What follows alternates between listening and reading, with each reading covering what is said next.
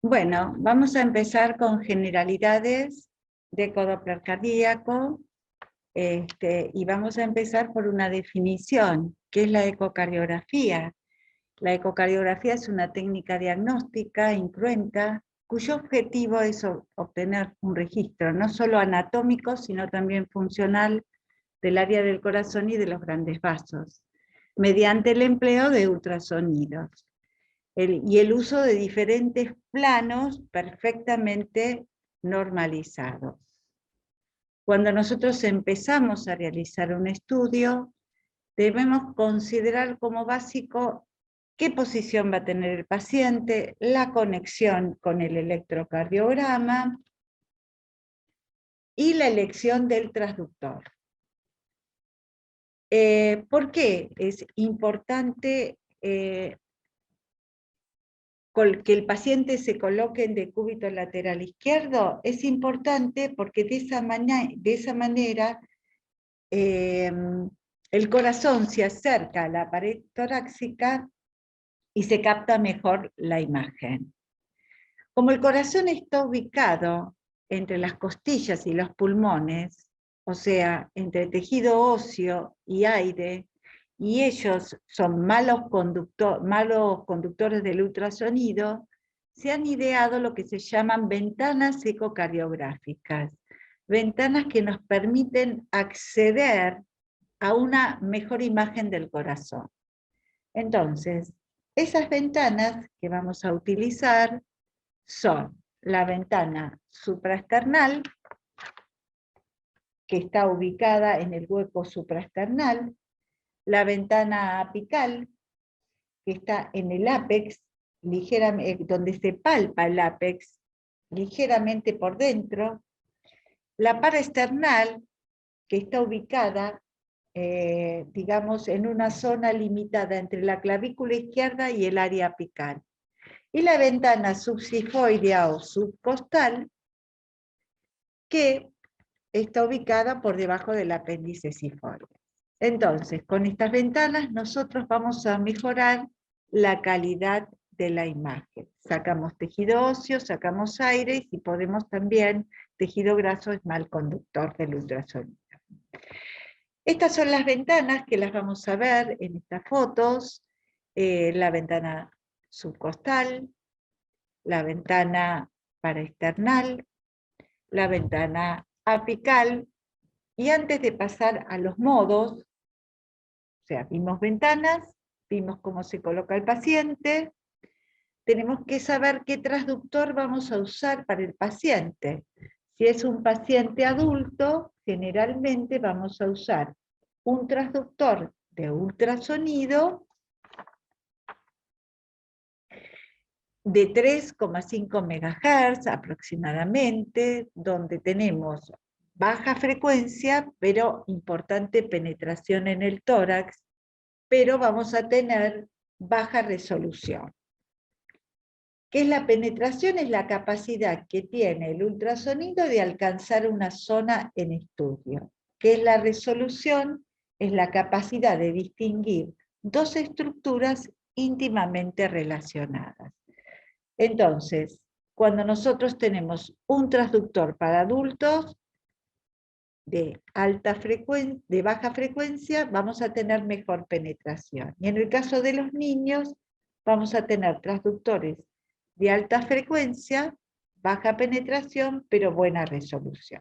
Entonces, posición del paciente, electrocardiograma, ¿qué transductor usamos? Ventanas. Las ventanas ya las vimos, y debemos recordar que aunque tenemos estas ventanas que nos pueden facilitar el estudio o la búsqueda de una determinada patología, debemos saber que a pesar de eso hay un 5 o tal vez un 10% de pacientes que presentan mala ventana ultrasónica, y que esos pacientes deben ser estudiados por otro tipo de método diagnóstico o por ecotransesofágico, ¿no es cierto? Bueno, vamos a los modos. Tenemos el modo monodimensional, o conocido modo M, el bidimensional 2D y la técnica Doppler, pulsado, continuo y color. El modo M.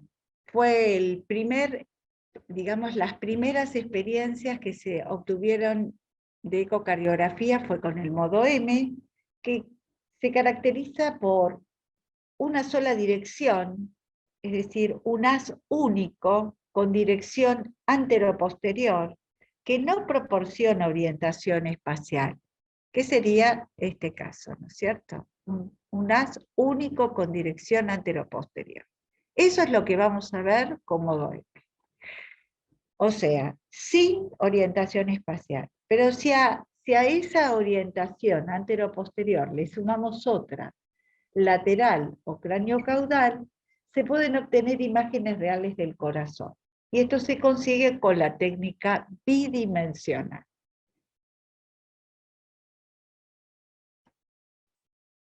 Acá la tenemos, los dos ejemplos claros. Actualmente el modo M es un auxiliar del bidimensional. Muy bien, estamos en el modo, en el eco bidimensional, conocemos las ventanas, ahora vamos a ver cuáles son los planos que vamos a utilizar para estudiar el corazón, los grandes vasos.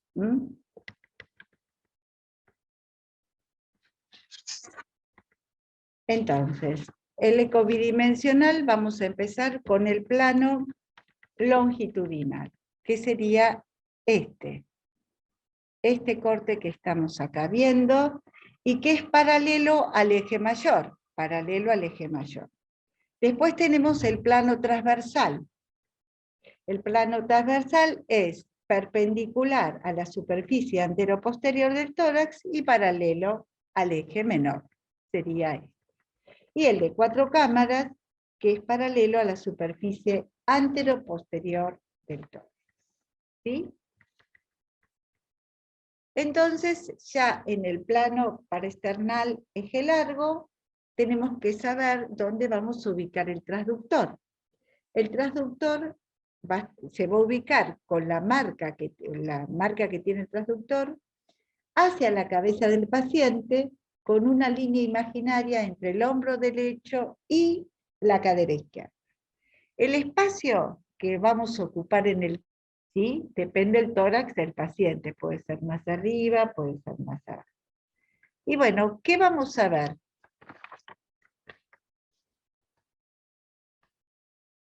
Lo que vamos a ver es la cavidad ventricular en este eje, vamos a ver el septum, que se continúa con la pared anterior de aorta, vamos a ver la válvula mitral, la valva anterior, que se comunica, que forma parte de la pared posterior de aorta, pared posterior, ventrículo derecho, aurícula izquierda. ¿Sí?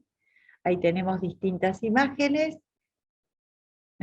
del eje largo paraesternal. Y todo lo que podemos ver, y después todo lo que podemos medir, que eso va a haber una clase especial de mediciones.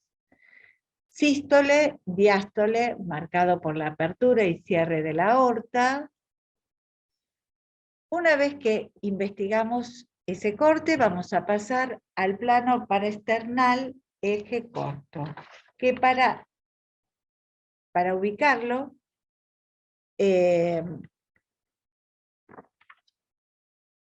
vamos a hacer una rotación en el mismo espacio, tercero o cuarto espacio intercostal izquierdo, vamos a hacer una rotación de 90 grados con el transductor en sentido horario. Esa rotación de 90 grados en sentido horario nos va a dar el eje corto. Ese eje corto, de acuerdo a cómo nosotros movamos el transductor anterior o posterior, nos van a dar estas tres imágenes. El eje corto de los grandes vasos, el eje de la válvula mitral y el eje de los músculos papilares. Acá lo vemos con eco bidimensional. Vamos a ver la aurícula izquierda, el septum interauricular, aurícula derecha, válvula tricúspide, ventrículo derecho, aorta con sus tres valvas, no coronariana, coronariana derecha, corona izquierda, y la pulmonar.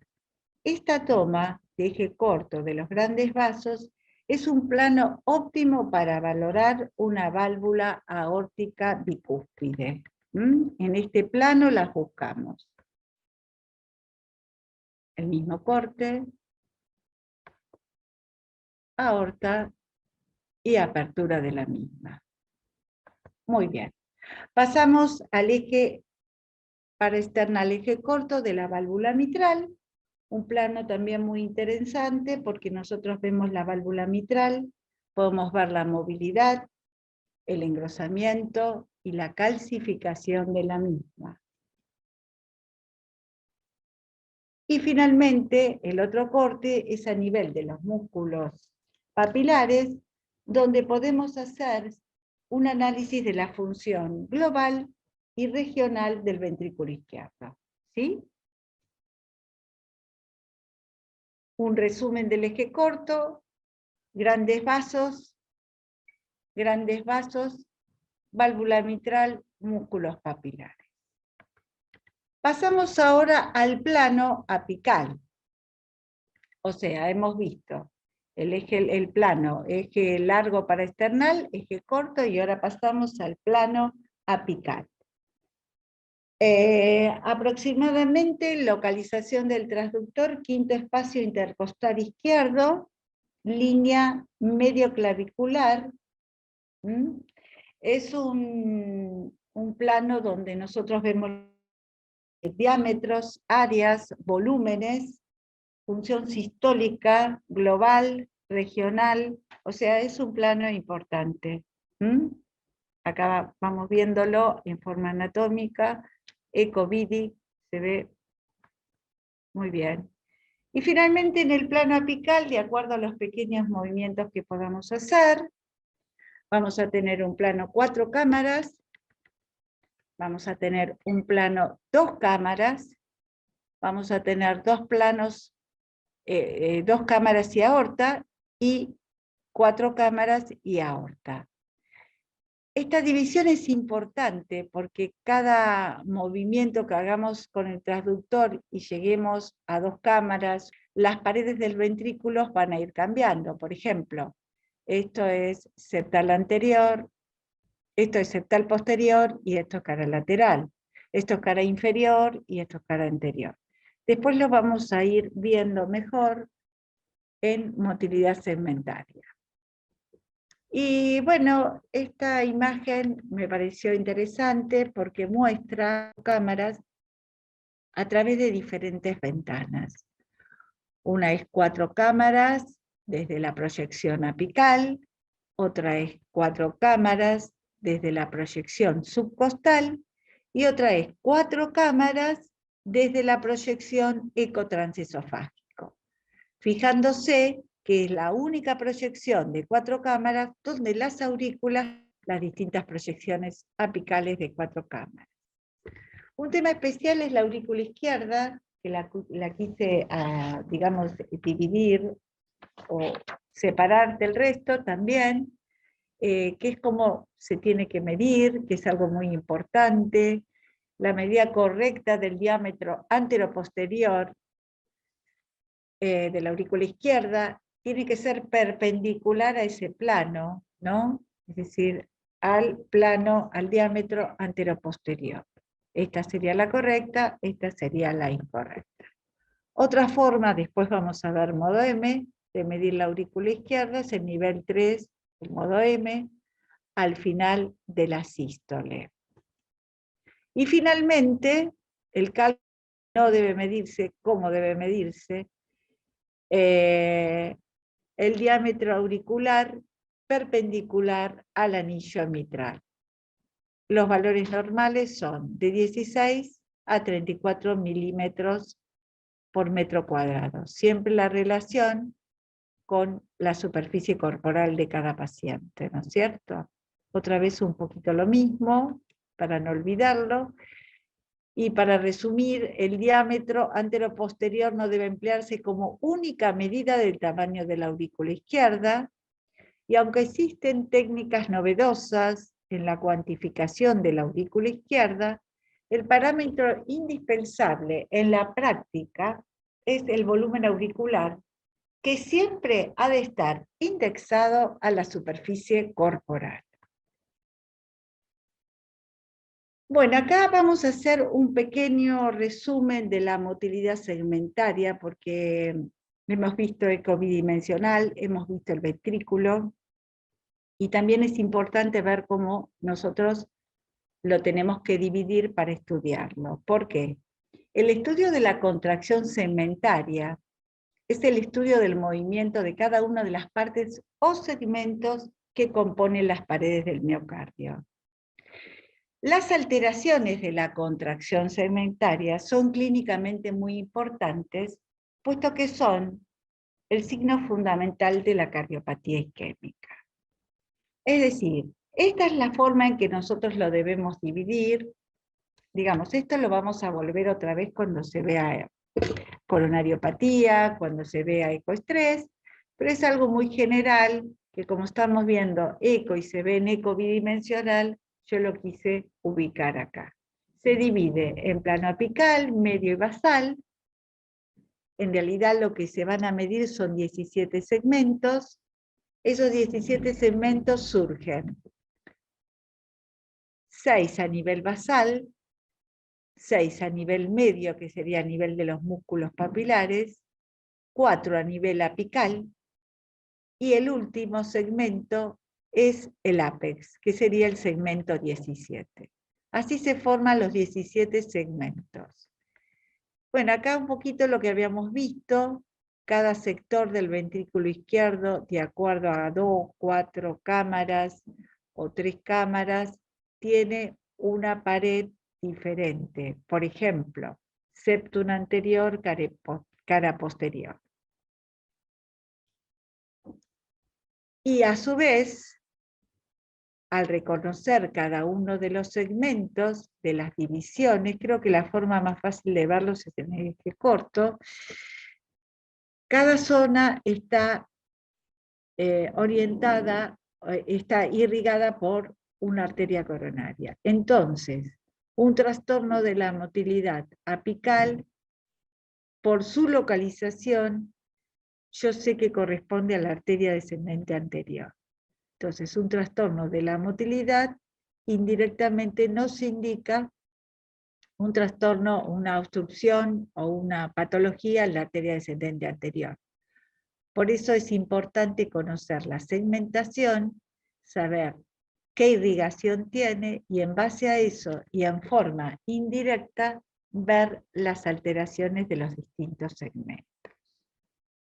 Lo mismo se debe hacer con el ventrículo derecho. El ventrículo derecho ha sido a veces, o ha sido durante mucho tiempo, como podríamos decir, olvidado, ¿no? Pero el ventrículo derecho también está segmentado, y esto es el ejemplo de cómo son sus caras.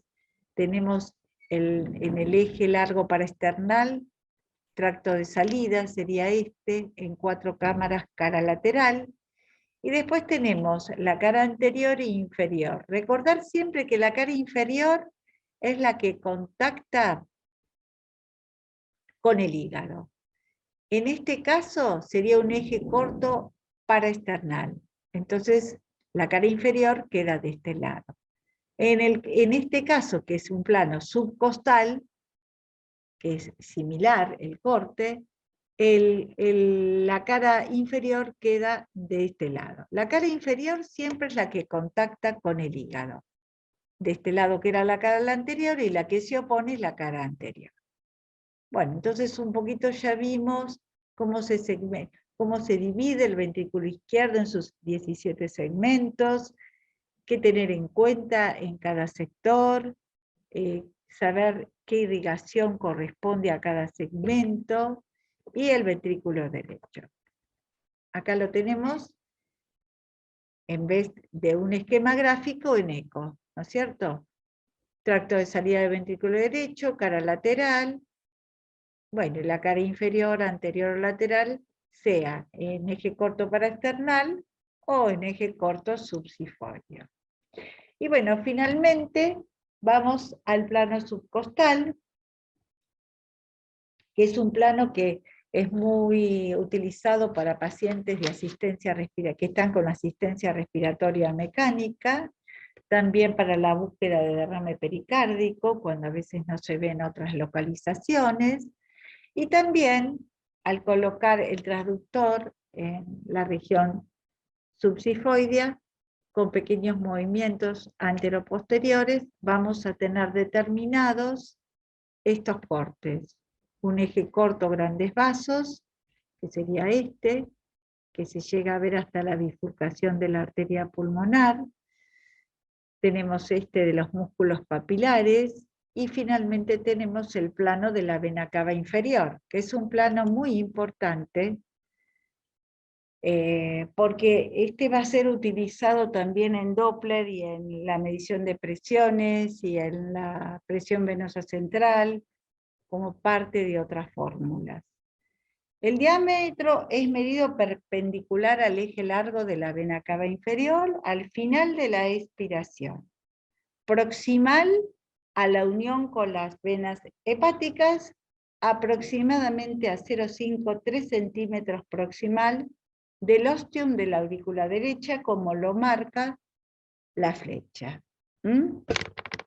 Entonces, de acuerdo al diámetro y al colapso que surge en la inspiración, se van a llegar a una serie de medidas o de parámetros normales o anormales. No quiero profundizar porque esto después se va a ver en otras patologías, pero sí para que recuerden que el diámetro de la vena cava inferior es importante, dónde lo busco a nivel subcostal, cuál es su diámetro normal, hasta 2,5, qué otro elemento tengo que considerar, el colapso inspiratorio, mayor o menor a 50. Y eso indirectamente me da la presión o la cifra de la presión de la venosa. Plano subcostal, volvemos a repetir, 4 cámaras, eje corto, grandes vasos, y quedamos finalmente en el plano supraesternal. El plano supraesternal no es un plano muy utilizado en adultos, se utiliza mucho en niños.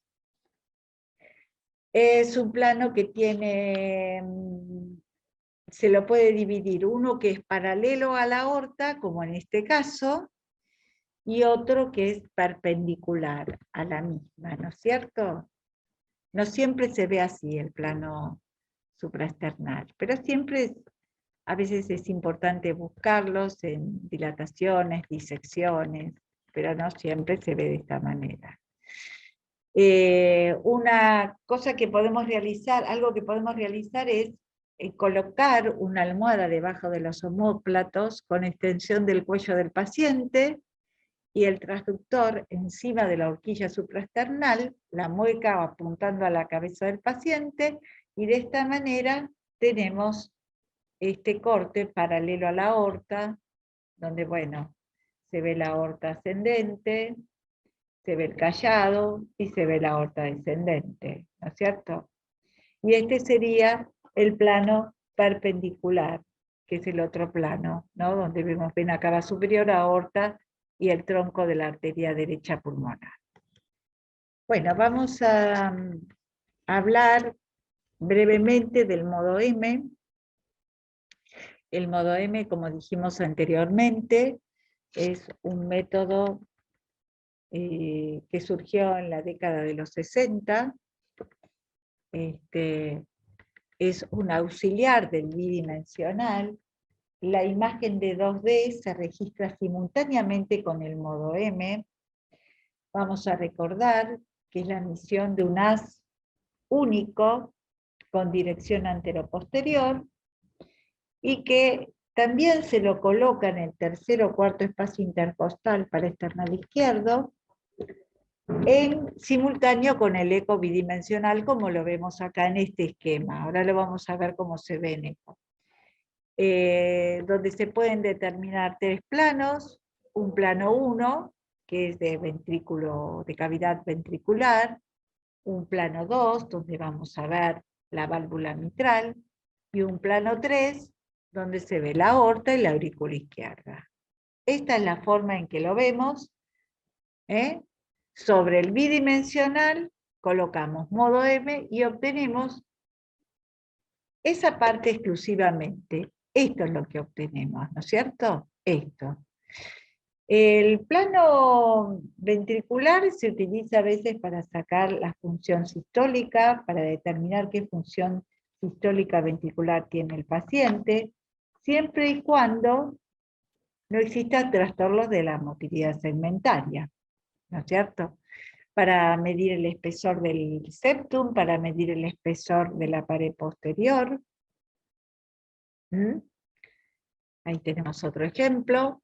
Después pasamos al nivel 2, que es donde vemos la válvula mitral. La válvula mitral que se la conocía en la valva anterior.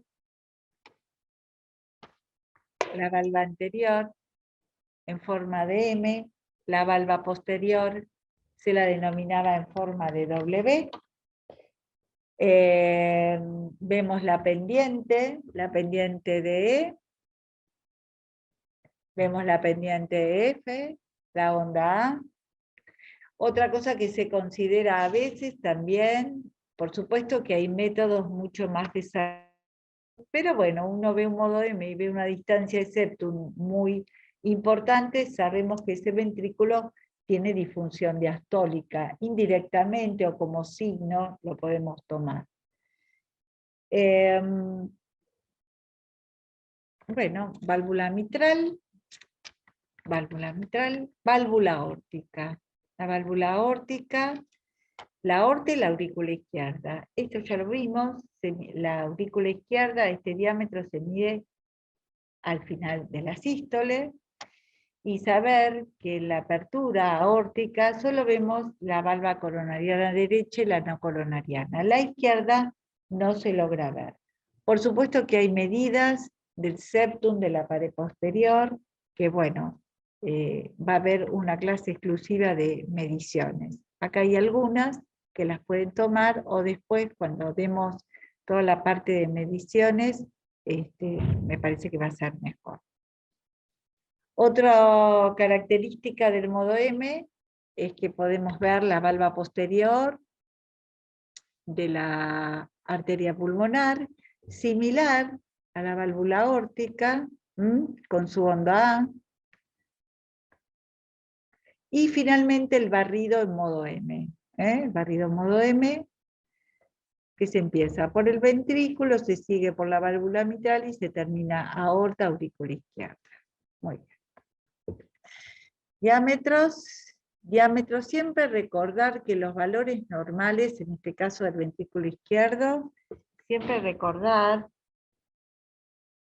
que tienen que ir relacionados con la superficie corporal del paciente. Eso es muy importante.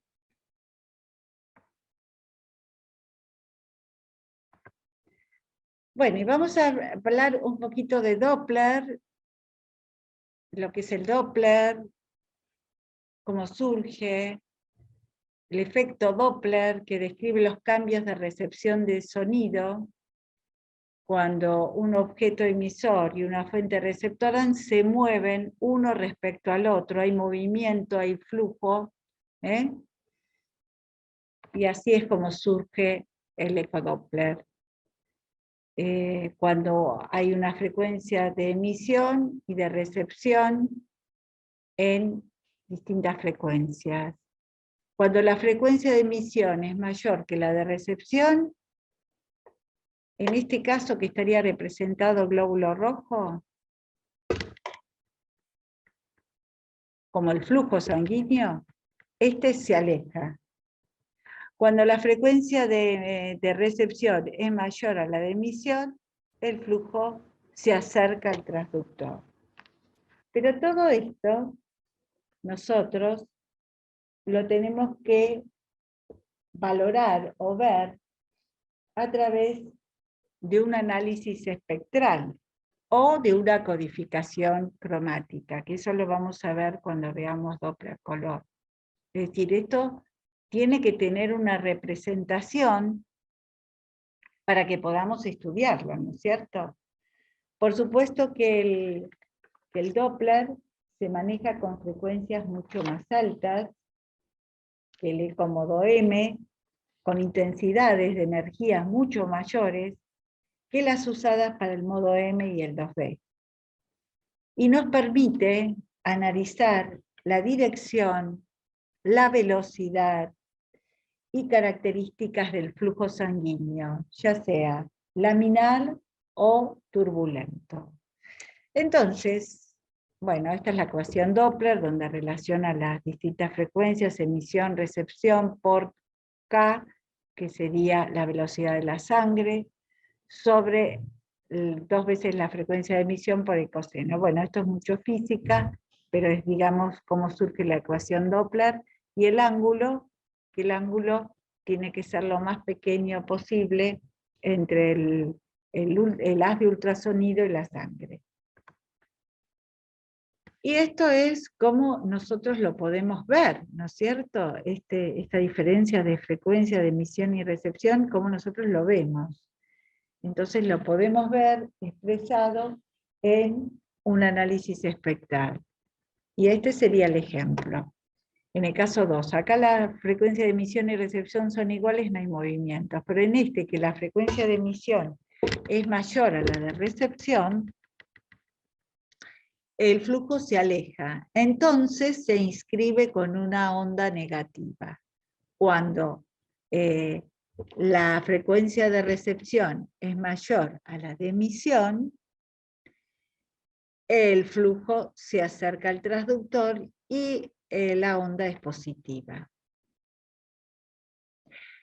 Las técnicas de estudio Doppler tienen 3 tipos de Doppler, digamos, para resumir: el pulsado, que es selectivo en un punto determinado, no registra altas velocidades; el Doppler continuo, que no es selectivo en un punto determinado, pero recoge la suma de varias velocidades que se encuentran a su paso y analiza el registro de altas velocidades; y el Doppler color. Bueno, y empezamos a ver el primer flujograma Doppler, que es el Doppler mitral, donde nosotros colocamos el volumen de muestra en el borde libre de la válvula mitral. El flujo se acerca al transductor, por lo tanto la inscripción es positiva. Tiene una onda E de llenado pasivo temprano y una onda A de llenado de la contracción auricular. Y la relación EA es mayor a 1. Tenemos el flujo tricuspidio, que lo podemos ubicar en el borde libre de la válvula tricúspide, en eje 4 cámaras, en plano 4 cámaras, o en plano eje corto. En ambos lados se puede medir.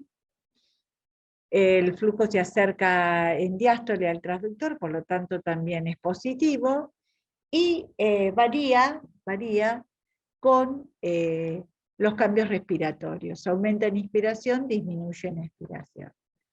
Acá tenemos ambos flujos,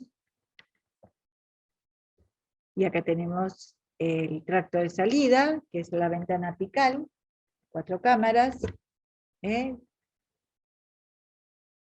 Durante la sístole el flujo se aleja del transductor, por lo tanto se inscribe en forma negativa. Acá tenemos el flujo de la válvula pulmonar, borde libre, es también negativo, se aleja del transductor en eje corto de los grandes vasos. Y acá tenemos un ejemplo del flujograma de aorta, pero esto es a nivel supraesternal. Entonces tenemos aorta descendente. ¿Se acuerdan la imagen que vimos supraesternal donde veíamos el callado? Esto está ubicado en la aorta descendente, se aleja, es negativo, y esto está ubicado en la aorta ascendente, es positivo. Acá tenemos el resumen de los 4 flujogramas que más utilizamos. El flujograma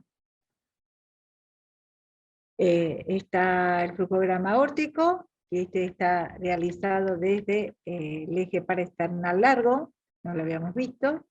Vimos el de supraesternal, válvula mitral, válvula pulmonar y válvula tricúspide. Los parámetros, los valores. Y entramos directamente a lo que es el Doppler color, ¿no es cierto? Es una modalidad del Doppler pulsado. En realidad, el Doppler color, como su nombre lo indica, es un Doppler bidimensional codificado en color, que consiste en el análisis de la técnica Doppler pulsado, donde hay múltiples volúmenes de muestras sobre un área determinada y su representación en un campo de colores sobre la imagen ecocardiográfica bidimensional. Entonces, sobre la imagen bidimensional, múltiples volúmenes de muestras sobre un área determinada y utiliza el Doppler pulsado. Eso es importante porque después vamos a ver que hay una limitación en la velocidad.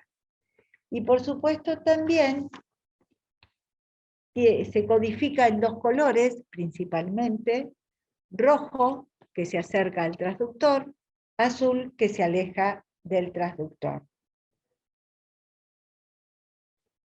Las velocidades que tienen más colores claros son las velocidades más altas.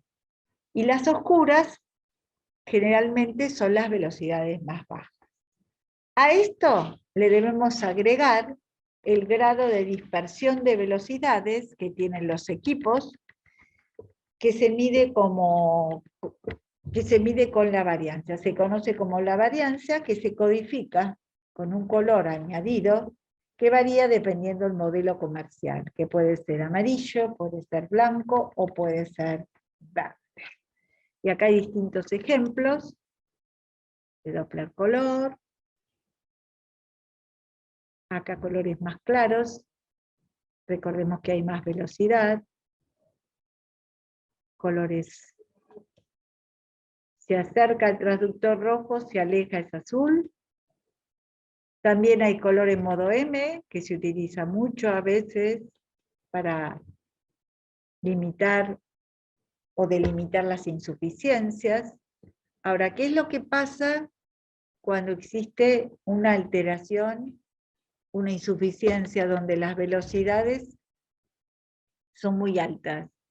Como es un Doppler pulsado, como dijimos antes, se produce un fenómeno de colores en mosaico, un fenómeno mosaico, que eso se llama aliasing, y que es cuando se supera la velocidad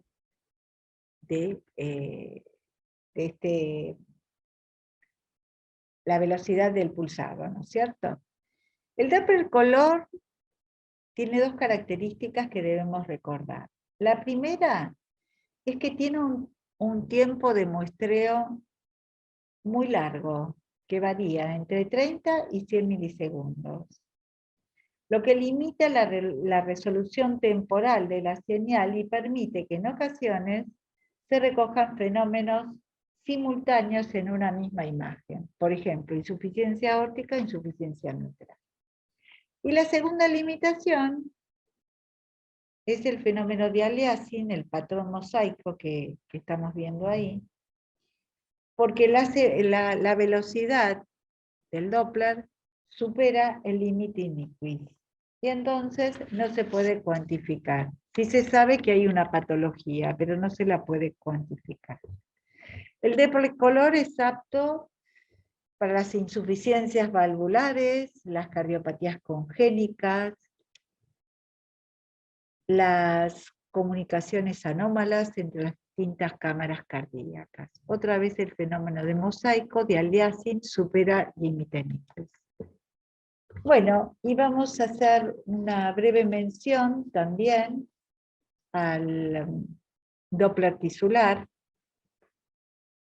que el Doppler tisular, ¿qué es lo que pasa? Las paredes ventriculares producen señales Doppler de mucha energía, pero de poca frecuencia, originadas en el miocardio contráctil, que son utilizadas para la evaluación de las propiedades del mismo, y que pueden ser analizadas con la técnica Doppler pulsada.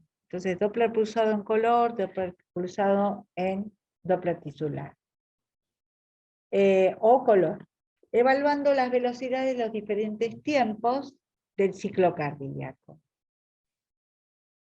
Estas generalmente se utilizan para medir la función diastólica, función del ventrículo derecho, deformación miocárdica, strain. ¿Dónde se coloca el volumen de muestra? Se lo coloca generalmente a nivel septal. También se lo puede colocar a nivel lateral para evaluar el ventrículo derecho, lateral del ventrículo derecho o lateral del ventrículo izquierdo. ¿Y qué es lo que nos determina? 3 ondas. Una onda sistólica y 2 ondas, onda E y onda A, que tienen una imagen similar al bulbograma mitral invertido, ¿no es cierto? Acá tenemos cómo podemos analizarla desde el ventrículo derecho, desde el ventrículo izquierdo o desde septum. Por supuesto que este tema va a ser mucho más desarrollado junto con el capítulo de strain, pero saber que existe el Doppler tisular, que no mide flujo, sino mide el movimiento de la pared ventricular, y que tiene un componente normal, que sería este, y la inversión EA sería una disfunción diastólica del ventrículo que estemos midiendo. Bueno, esto ha sido una reseña breve de todo lo que uno pasa cuando hace un eco, comenzando con el bidimensional, utilizando el modo M o no, y luego siguiendo con el Doppler. Primero el Doppler pulsado, y si hay anomalías el Doppler continuo, conjuntamente con el Doppler color.